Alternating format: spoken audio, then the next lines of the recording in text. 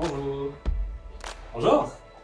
Salut Thomas. Salut Julien. Ça va? Ça va bien et toi? Oui. Félicitations pour la livraison de la machine Axol Plus. Merci beaucoup, ça fait plaisir qu'elle soit partie et que nos clients puissent commencer à profiter de cette machine.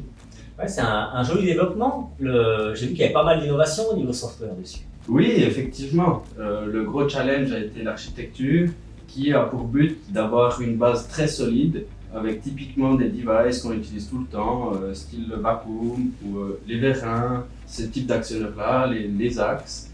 Et après, on va pouvoir faire plusieurs couches dans la programmation qui vont nous permettre d'être utilisés comme des petites briques de Lego où on va pouvoir intégrer facilement dans la machine des nouveaux modules type flipper, couvre-cliquet ou ce genre de modules sans impacter nos clients qui utilisent déjà ces machines-là tout en ayant une flexibilité d'ajout de modules spécifiques à la production du client. Ah, c'est intéressant, ça va vraiment nous permettre d'être flexible et dynamique sur les réalisations des prochaines machines. Puis dans tout ce développement-là, ça va apporter quoi aussi pour l'utilisateur?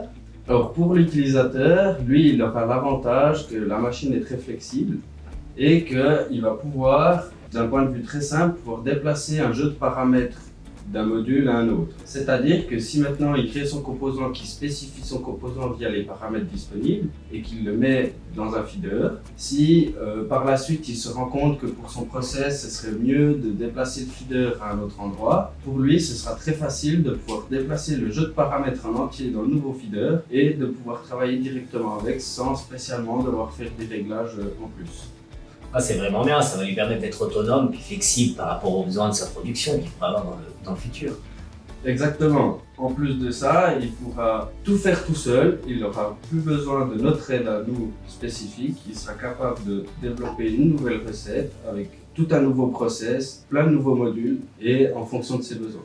Puis ça, après, au niveau process, ça se traduit comment, toutes ces innovations? Ce qui est très bien d'un point de vue process, c'est que on a l'avantage d'avoir un portique presse qui se trouve dans la zone de travail, qui est autour de la presse, et lui va pouvoir permettre d'utiliser la presse pour faire le process nécessaire dans l'assemblage.